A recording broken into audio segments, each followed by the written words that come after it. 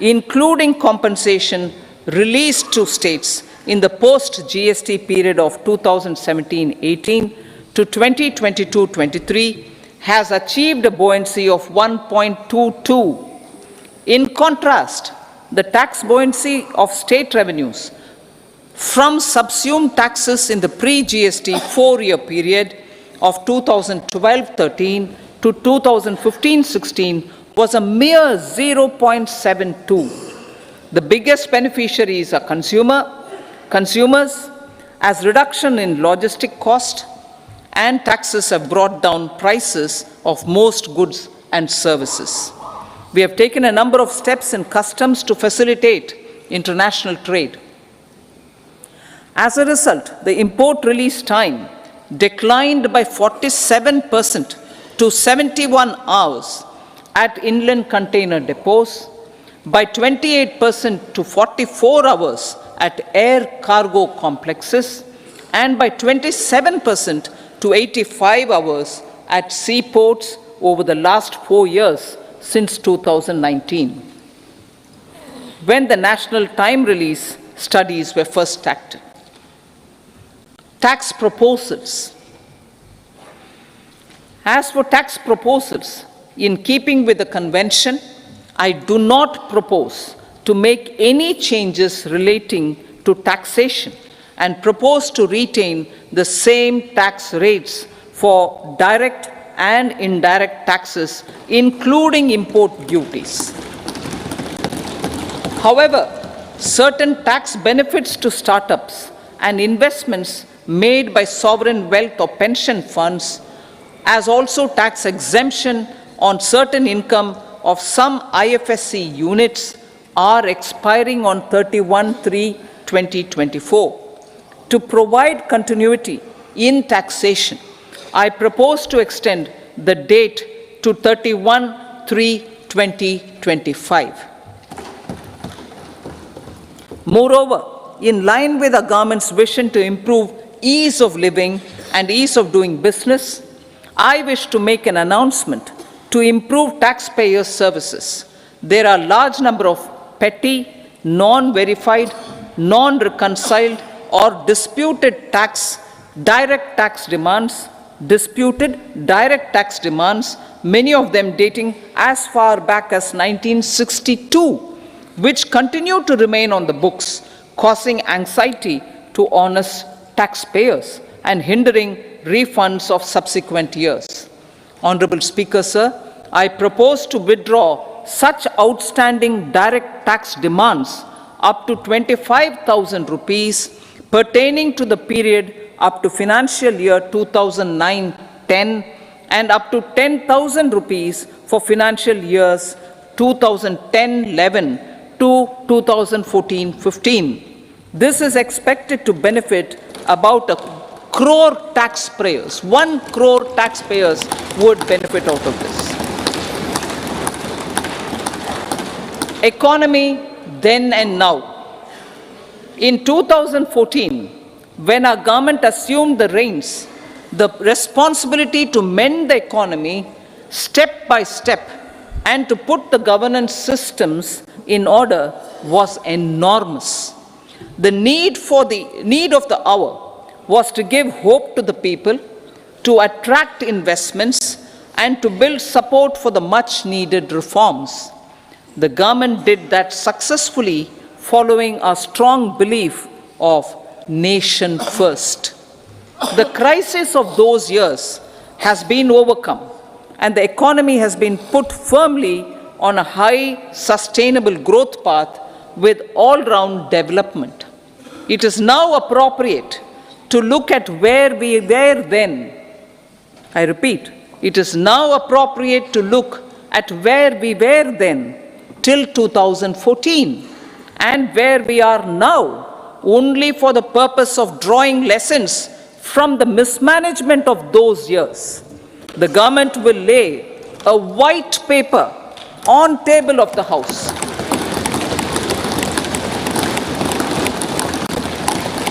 The exemplary track record of governance, development and performance, effective delivery and Jan Kalyan has given the government trust confidence, and blessings of the people to realize whatever it takes the goal of Vikasit Bharat with good intentions, true dedication, and hard work in the coming years and decades.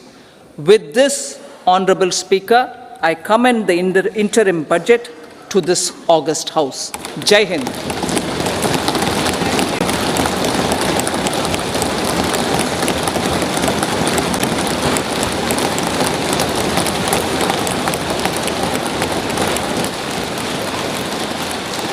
Item number 2 Shrimati Nirmala Sitharaman जी।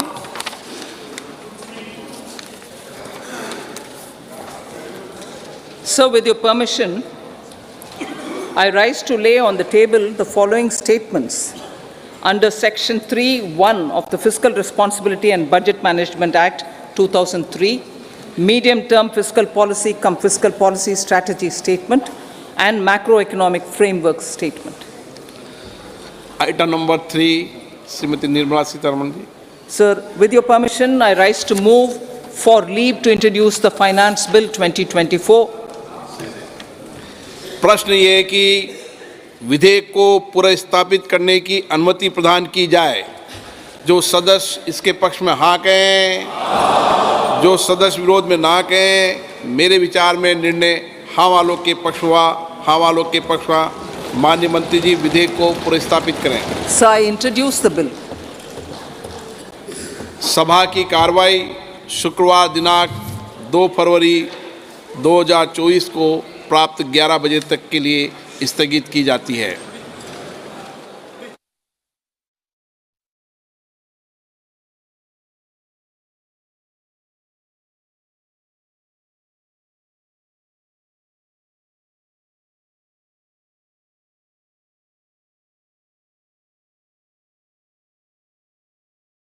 प्रकाशन counter से प्राप्त कर सकते हैं।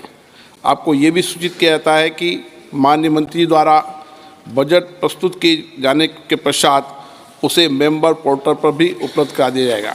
माननीय वित्त मंत्री जी।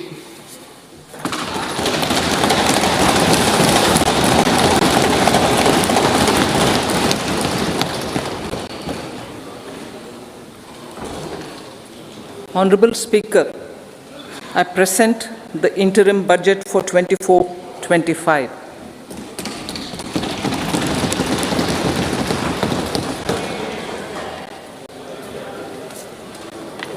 The Indian economy has witnessed profound positive transformation in the last 10 years.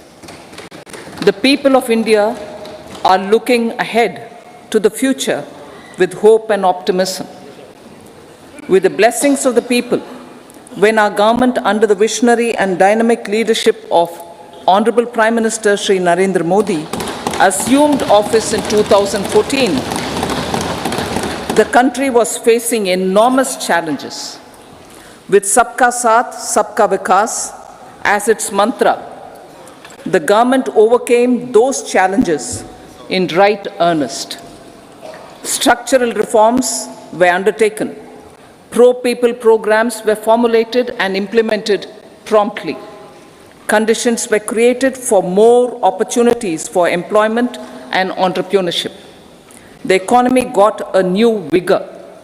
The fruits of development started reaching the people at scale. The country got a new sense of purpose and hope. Naturally, the people blessed the government with a bigger mandate. In the second term, our government under the leadership of Honorable Prime Minister doubled down on its responsibilities to build a prosperous country with comprehensive development of all people and all regions. Our government strengthened its mantra to Sabka Saath, Sabka Vikas and Sabka Vishwas. Our development philosophy covered all elements of inclusivity, namely social inclusivity through coverage of all strata of the society and geographical inclusivity through development of all regions of the country. With the whole of nation approach of Sabka Prayas, the country overcame the challenges of once-in-a-century pandemic, took long strides towards Atmanirbhar Bharat, committed to Panch Pran, and laid solid foundations for the Amrit Kal. As a result, our young country has high aspirations, pride in its present, and hope and confidence for a bright future. We expect that our government, based on its stupendous work, will be blessed again by the people with a resounding mandate. Inclusive development and growth. Our humane and inclusive approach to development is a marked and deliberate departure from the earlier approach of provisioning up to village level. Development programs were thus provisioned.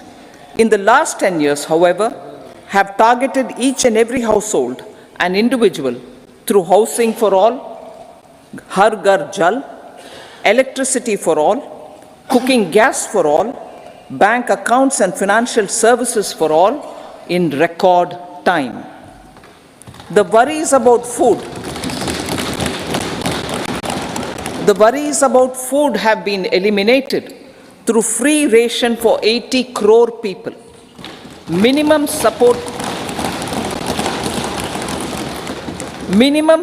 prices for the produce of Annadata are periodically increased appropriately. These and the provision of basic necessities have enhanced real income in the rural areas. Their economic needs could be addressed, thus spurring growth and generating jobs. Social justice.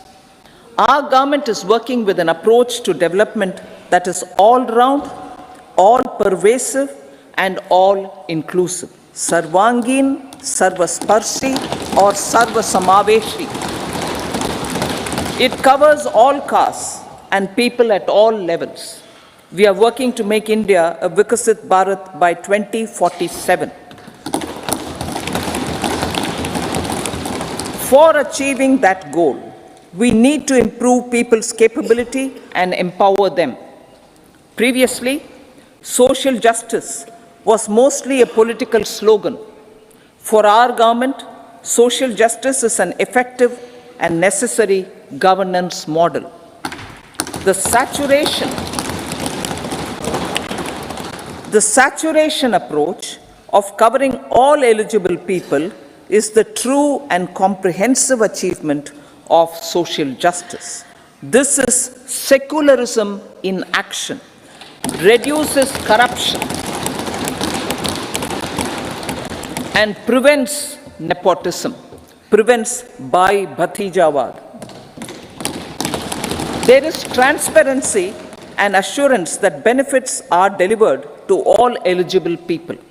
The resources are distributed fairly.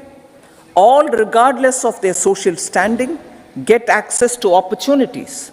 We are addressing systemic inequalities that had plagued our society. We focus on outcomes and not on outlays, so that the social economic transformation is achieved. As our Prime Minister firmly believes, we need to focus on 4 major castes. They are Garib, Mahilaye, Yuva, and Annadata. Their needs, their aspirations, and their welfare are our highest priority. The country progresses when they progress. All 4 require and receive government support in their quest to better their lives. Their empowerment and well-being will drive the country forward. Garib Kalyan, Desh Ka Kalyan. We believe in empowering the poor. The earlier approach of tackling poverty through entitlements had resulted in very modest outcomes. When the poor became empowered partners in the development process, government's power to assist them also increases manifold. With the pursuit of Sabka Saath, in these 10 years, the government has assisted 25 crore people to get freedom from multi-dimensional poverty. Our government's efforts are now getting synergized with energy and passion of such empowered people. This is truly elevating them from poverty. Direct benefit transfer of 34 lakh crore rupees from the government using PM Jan Dhan accounts has led to savings of 2.7 lakh crores of rupees for the government. This savings has been realized through avoidance of leakages prevalent earlier. The savings have helped in providing more funds for Garib Kalyan. PM Swanidhi has provided credit assistance to 78 lakh street vendors. From that total of 78 lakh street vendors, 2.3 lakh have received credit for the third time. PM Janman Yojana reaches out to the particularly vulnerable tribal groups who have remained outside the realm of development so far. PM Vishwakarma Yojana provides end-to-end support to artisans and craftspeople engaged in 18 trades. The schemes for empowerment of Divyangs and transgender persons reflect firm resolve of our government to leave no one behind. Welfare of Annadata. Farmers are our Annadata. Every year under PM Kisan Samman Yojana, direct financial assistance is provided to 11.8 crore farmers, including marginal and small farmers. Crop insurance is given to 4 crore farmers under PM Fasal Bima Yojana. These, besides several other programs, are assisting Annadata in producing food for the country and for the world.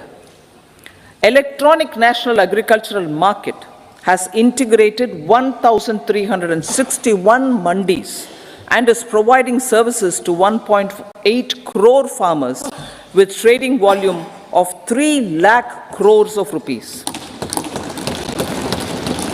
The sector is poised for inclusive, balanced, higher growth and productivity.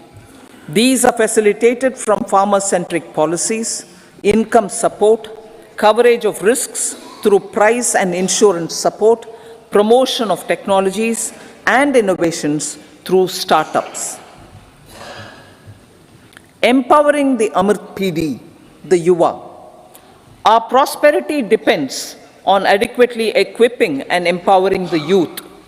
The National Education Policy 2020 is ushering the transformational reforms. PM Schools for Rising India, PM Shri, are delivering quality teaching and nurturing holistic and well-rounded individuals. The Skill India mission has trained 1.4 crore youth, upskilled and reskilled 54 lakh youth, and established 3,000 new ITIs. A large number of institutions of higher learning, namely 7 IITs, 16 triple ITs, 7 IIMs, 15 AIMS, and 390 universities have been set up. PM Mudra Yojana has sanctioned 43 crore loans aggregating to 22.5 lakh crores of rupees for entrepreneurial aspirations of our youth. Besides that, Fund of Funds, Startup India, and Startup Credit Guarantee schemes are assisting our youth. They are also becoming Rozgar Data. The country is proud of our youth scaling new heights in sports. The highest ever medal tally in Asian Games and Asian Para Games in 2023 reflects a high confidence level.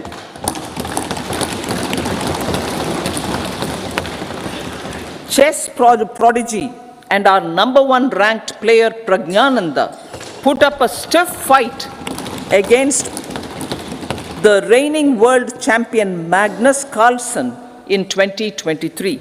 Today, India has over 80 chess grandmasters compared to little over 20 in 2010.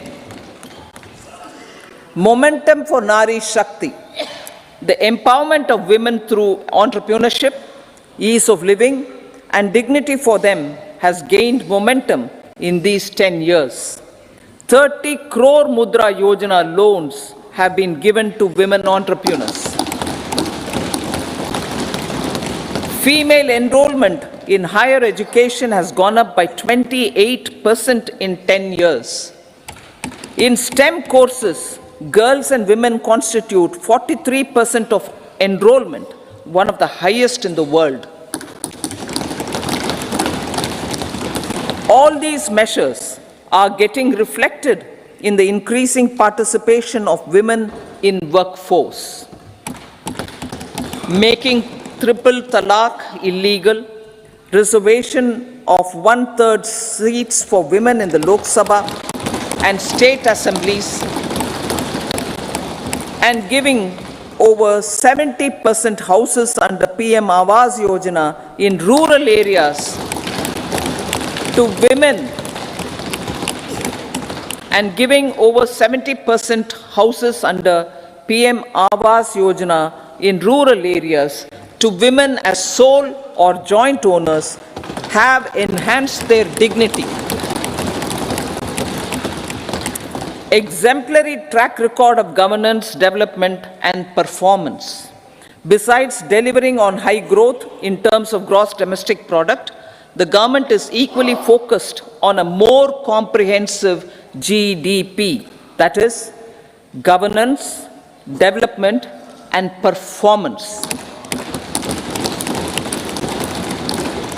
Our government has provided transparent, accountable, people-centric, and prompt, trust-based administration with citizen-first and minimum government, maximum governance approach. The impact of all-round development is discernible in all sectors. There is macroeconomic stability, including in the external sector. Investments are robust. The economy is doing well. People are living better and earning better, with even greater aspirations for future. Average real income of the people has increased by 50%. Inflation is moderate. People are getting empowered, equipped, and enabled to pursue their aspirations.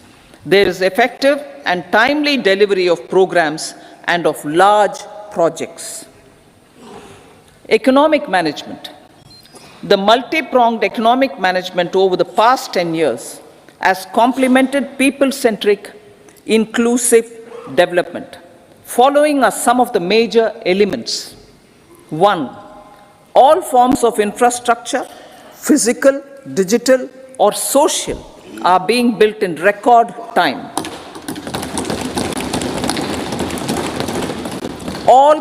Number 2, all parts of the country are becoming active participants in economic growth.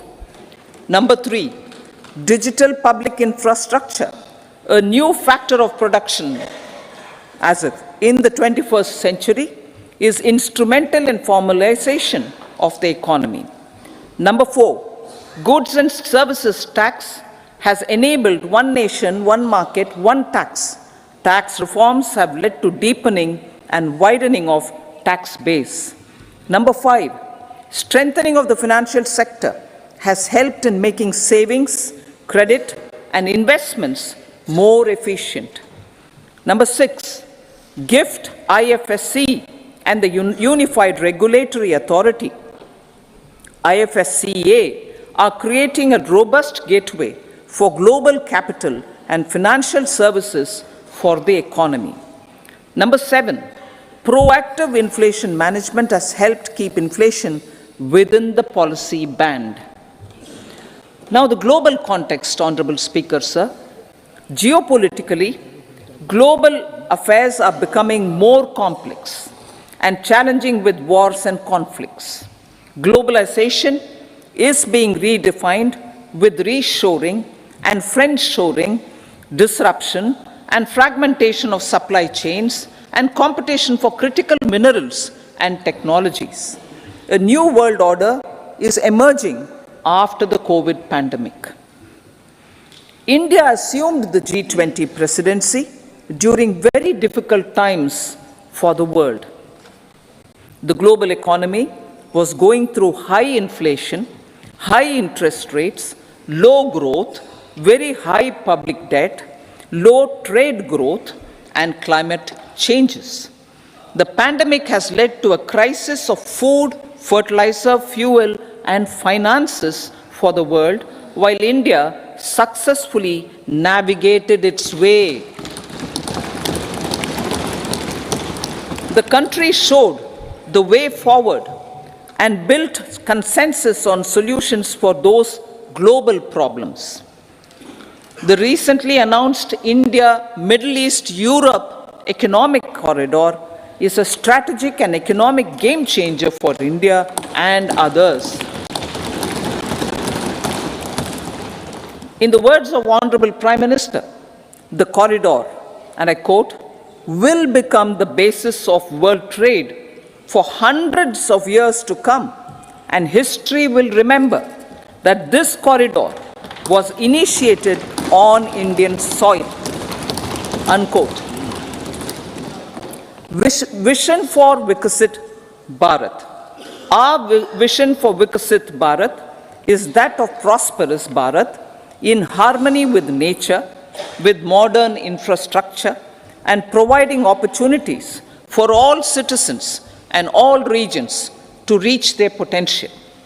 With confidence arising from strong and exemplary track record of performance and progress, earning Sabka Vishwas, the next 5 years will be years of unprecedented development and golden moments to realize the dream of developed India by 2047. The trinity of demography, democracy, and diversity backed by Sabka Prayas has the potential to fulfill aspirations of every Indian. As Honorable Prime Minister in his Independence Day address to the nation mentioned, I quote, there is no dearth of opportunities, as many opportunities as we want.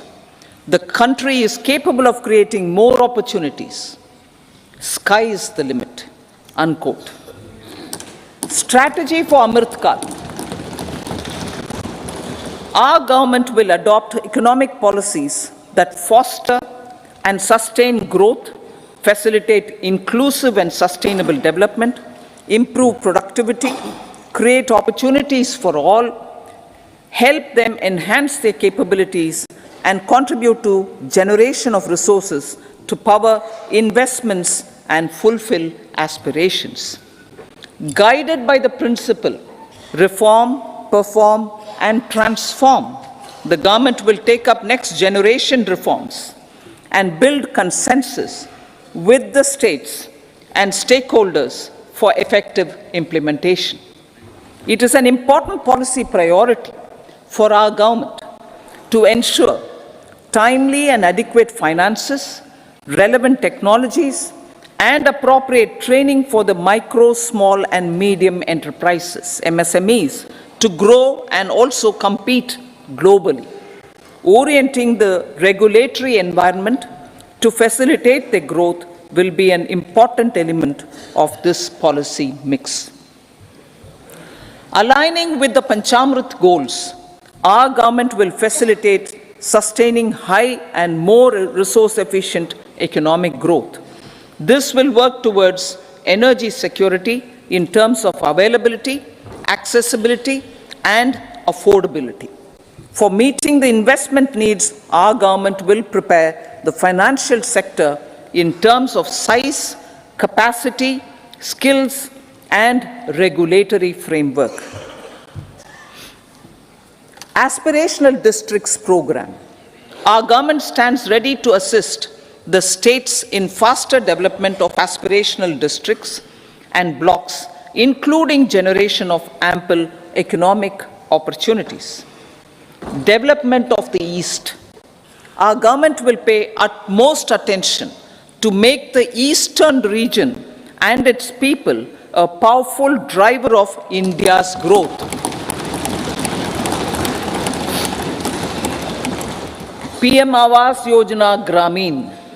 Despite the challenges due to COVID, implementation of PM Awas Yojana Gramin continued, and we are close to achieving the target of 3 crore houses.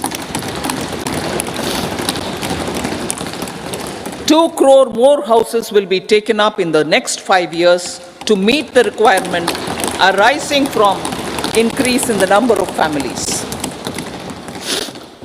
Rooftop solarization and Muft Bijli. Through rooftop solarization, 1 crore households will be enabled to obtain up to 300 units free electricity every month. This scheme follows the resolve of Honorable Prime Minister on the historic day of consecration of Sri Ram Mandir in Ayodhya. Following benefits are expected. Savings up to 15 to 18,000 rupees annually for households from free solar electricity and selling the surplus to the distribution companies. Charging of electric vehicles. Entrepreneurship opportunities for a large number of vendors for supply and installation. Employment opportunities for the youth with technical skills in manufacturing, installation, and maintenance. Housing for middle class. Our government will launch a scheme to help deserving sections of the middle class, and I quote from Honorable Prime Minister's words, living in rented houses or slums or chawls and unauthorized colonies, unquote, to buy or build their own houses.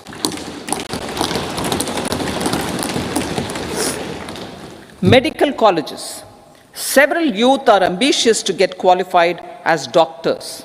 They aim to serve our people through improved healthcare services. Our government plans to set up more medical colleges by utilizing the existing hospital infrastructure under various departments. A committee for this purpose will be set up to examine the issues and make relevant recommendations. Cervical cancer vaccination. Our government will encourage vaccination for girls in the age group of 9 to 14 years for prevention of cervical cancer. Maternal and child health care. Various schemes for maternal and child care will be brought under one comprehensive program for synergy in implementation. Upgradation of Anganwadi centers under Saksham Anganwadi and Poshan 2.0 will be expedited for improved nutrition delivery, early childhood care and development. The newly designed U-Win platform for managing immunization and intensified efforts of Mission Indradhanush will be rolled out expeditiously throughout the country. Ayushman Bharat. Healthcare cover under Ayushman Bharat scheme will be extended to all ASHA workers, to all Anganwadi workers and helpers. Agriculture and food processing. The efforts of value addition in agriculture sector and boosting farmers' incomes will be stepped up. Pradhan Mantri Kisan Sampada Yojana has benefited 38 lakh farmers and generated 10 lakh employment. Pradhan Mantri formalization of micro food processing enterprises Yojana has assisted 2.4 lakh SHGs and 60,000 individuals with credit linkages. Other schemes are complementing the efforts for reducing post-harvest losses and improving productivity and incomes. For ensuring faster growth of the sector, our government will further promote private and public investment in post-harvest activities, including aggregation, modern storage, efficient supply chains, primary and secondary processing and marketing and branding. Nano DAP. After the successful adoption of nano urea, application of nano DAP on various crops will be expanded in all agroclimatic zones. Atmanirbhar Oil Seeds Abhiyan. Building on the initiative announced in 2022, a strategy will be formulated to achieve Atmanirbharta for oil seeds such as mustard, groundnut, sesame, soya bean, and sunflower. This will cover research for high-yielding varieties, widespread adoption of modern farming techniques, market linkages, procurement, value addition, and crop insurance. Dairy development. A comprehensive program for supporting dairy farmers will be formulated. Efforts are already on to control foot and mouth disease. India is the world's largest milk producer with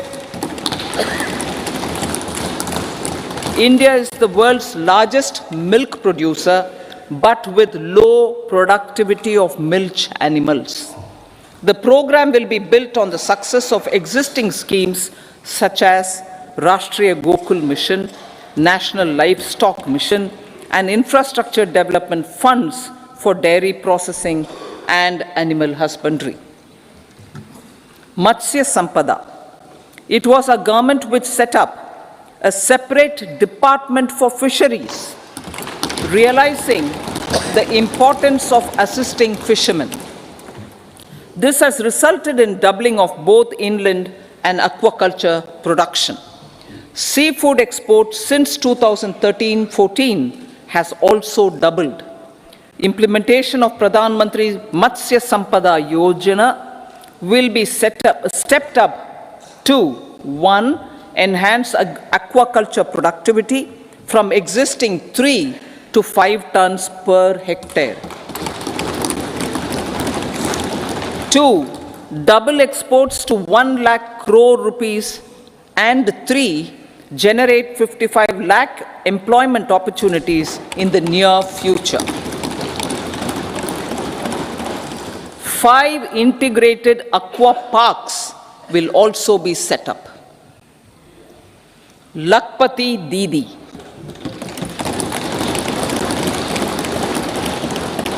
83 lakh SHGs. 83 lakh SHGs with 9 crore women are transforming rural socio-economic landscape with empowerment and self-reliance. Honorable Speaker said, their success has assisted nearly 1 crore women to become Lakpati Didi already. They are an inspiration to others. Their achievements will be recognized through honoring them. Buoyed by the success, it has been decided to enhance the target for Lakpati Didi from 2 crores to 3 crores.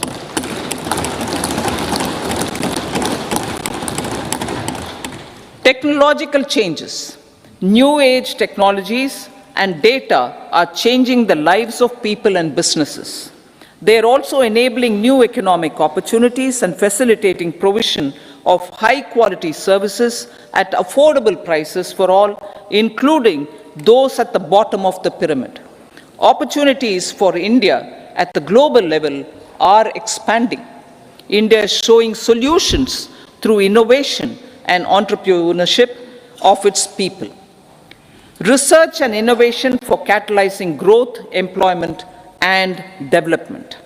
Prime Minister Shastri, Prime Minister Lal Bahadur Shastri gave the slogan of Jai Jawan, Jai Kisan. Prime Minister Vajpayee, Atal Bihari Vajpayee ji, made that Jai Jawan, Jai Kisan, Jai Vigyan. Prime Minister Modi has furthered that to Jai Jawan, Jai Kisan, Jai Vigyan, and Jai Anusandhan, as innovation is the foundation of development. For our tech-savvy youth, this will be a golden era. A corpus of 1 lakh crore rupees will be established with 50-year interest-free loan provided. The corpus will provide long-term financing or refinancing with long tenors and low and or nil. I repeat that sentence. The corpus will provide long-term financing or refinancing with long tenors and low or nil interest rates. This will encourage the private sector to scale up research and innovation significantly in sunrise domains.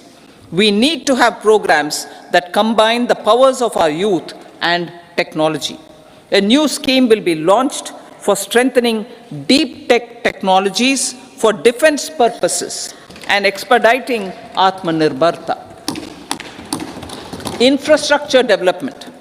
Building on the massive tripling of the capital expenditure outlay in the past 4 years, resulting in huge multiplier impact on economic growth and employment creation, the outlay for the next year is being increased by 11.1% to 11,111 crore rupees. This would be 3.4% of our GDP. Railways. 3 major economic railway corridor programs will be implemented. These are energy, mineral, and cement corridor. Number 2, port connectivity corridors. And number 3, high traffic density corridors. The projects have been identified under the PM Gati Shakti for enabling multimodal connectivity. They will improve logistics efficiency and reduce cost. The resultant decongestion of the high traffic corridors will also help in improving operations of passenger trains, resulting in safety and higher travel speed for passengers. Together with dedicated freight corridors, these 3 economic corridor programs will accelerate our GDP growth and reduce logistic costs.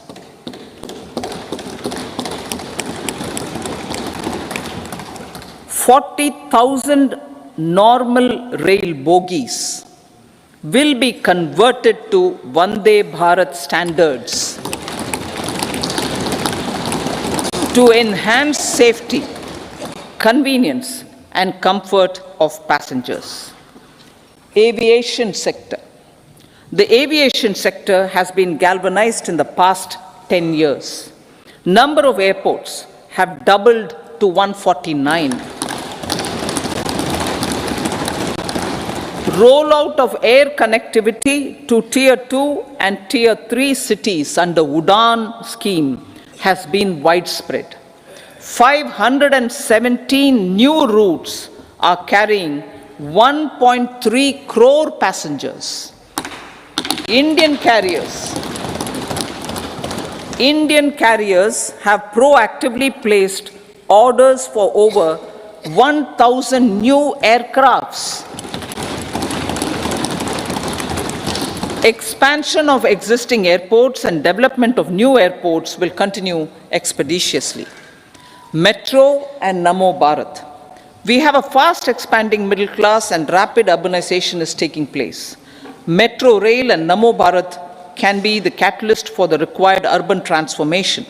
Expansion of these systems will be supported in large cities, focusing on transit-oriented development. Green energy. Towards meeting our commitment for net zero by 2070, the following measures will be taken. Viability gap funding will be provided for harnessing offshore wind energy, potential for initial capacity of 1 gigawatt. Coal gasification and liquefaction capacity of 100 metric tons will be set up by 2030. This will also help in reducing imports of natural gas, methanol, and ammonia. Phased mandatory blending of compressed biogas in compressed natural gas for transport and piped natural gas for domestic purposes will be mandated. Financial assistance will be provided for procurement of biomass aggregation machinery to support collection. Electric vehicle ecosystem. Our government will expand this and strengthen the e-vehicle ecosystem by supporting manufacturing and charging infrastructure. Greater adoption of e-buses for public transport networks will be encouraged through payment security mechanism. Biomanufacturing and biofoundry. For promoting green growth, a new scheme of biomanufacturing and biofoundry will be launched.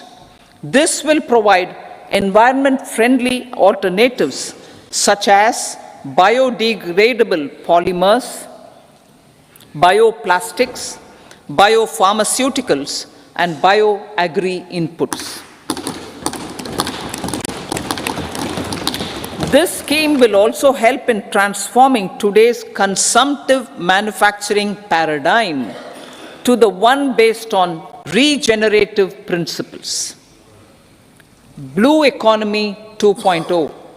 For promoting climate resilient activities for Blue Economy 2.0, a scheme for restoration and adaptation measures and coastal aquaculture and mariculture with integrated and multi-sectoral approach will be launched. Comprehensive development of tourist centers. The success of organizing G20 meetings in 60 places presented diversity of India to global audience. Our economic strength has made the country an attractive destination for business and conference tourism. Our middle class also now aspires to travel and explore. Tourism, including spiritual tourism, has tremendous opportunities for local entrepreneurship. States will be encouraged to take up comprehensive development of iconic tourist centers, branding and marketing them at global scale. A framework for rating of the centers based on quality of facilities and services will be established. Long-term interest-free loans will be provided to states for financing such development on matching basis. To address the emerging fervor for domestic tourism, Honorable Speaker, sir, projects for port connectivity, tourism infrastructure, and amenities will be taken up on our islands, including Lakshadweep. This will help in generating employment also. Promoting investments. The FDI inflow during 2014 to 23 was $596 billion, marking a golden era. That is twice the inflow during 2005 to 14. For encouraging sustained foreign investment, we are negotiating bilateral investment treaties with our foreign partners in the spirit of First Develop India. FDI is First Develop India. Reforms in the states for Vikasit Bharat. Many growth and development enabling reforms are needed in the states for realizing the vision of Vikasit Bharat. A provision of 75,000 crore rupees as 50-year interest-free loan is proposed this year to support those milestone-linked reforms by the state governments. Societal changes. The government will form a high-powered committee for an extensive consideration of the challenges arising from fast population growth and demographic changes. The committee will be mandated to make recommendations for addressing these challenges comprehensively in relation to the goal of Vikasit Bharat. Amrit Kal as Kartavya Kal. Our government stands committed to strengthening and expanding the economy with high growth and to create conditions for people to realize their aspirations. Honorable Prime Minister in his Independence Day address to the nation in the 75th year of our Republic said, and I quote, "We commit ourselves to national development with new inspirations, new consciousness, new resolutions, as the country opens up immense possibilities and opportunities. It is our Kartavya Kal." Unquote. Every challenge of the pre-2014 era was overcome through our economic management and our governance. These have placed the country on a resolute path of sustained high growth. This has been possible through right policies, true intentions, and appropriate decisions.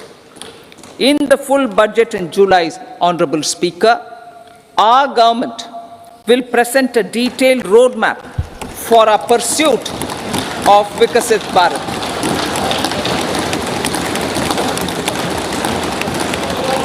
Revised estimates. Revised estimates of 2023-24. The revised estimate of the total receipts other than borrowings is 27.56 lakh crores of rupees, of which the tax receipts are 23.24 lakh crore rupees. The revised estimate of total expenditure is 44.90 lakh crore rupees. The revenue receipts at 30.03 lakh crore rupees are expected to be higher than the budget estimate, reflecting strong growth momentum and formalization in the economy. The revised estimate of the fiscal deficit is 5.8% of GDP, improving on the budget estimate, notwithstanding moderation in the nominal growth estimates. Budget estimates for 2024-25. Coming to the year 2024-25, the total receipts other than borrowings and total expenditure are estimated at 30.80 and 47.66 lakh crore rupees respectively. The tax receipts are estimated at 26.02 lakh crore rupees. The scheme of 50-year interest-free loan for capital expenditure to states will be continued this year with an outlay of 1.3 lakh crore rupees. We continue on the path of fiscal consolidation as announced in my budget speech of 2021-22 to reduce fiscal deficit below 4.5% by 25-26. The fiscal deficit in 2024-25 is estimated to be 5.1% of GDP, adhering to that path. So the gross and net market borrowings through dated securities during 24-25 are estimated at 14.13 lakh crore rupees and 11.75 lakh crore respectively. Both will be less than that in 23-24.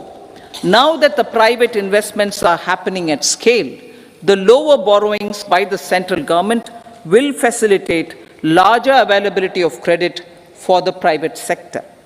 Vote on account.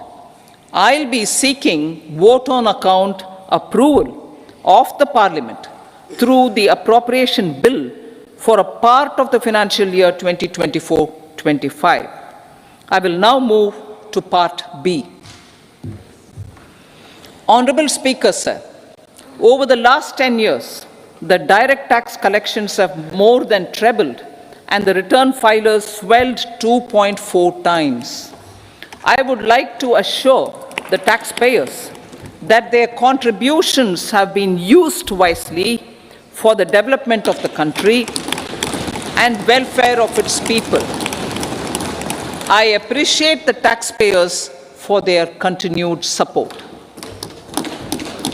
The government has reduced and rationalized tax rates. Under the new tax scheme, there is now no tax liability for taxpayers with income up to 7 lakh rupees, up from 2.2 lakh rupees in the financial year 2013-14. The threshold for presumptive taxation for retail businesses was increased from 2 crores to 3 crores.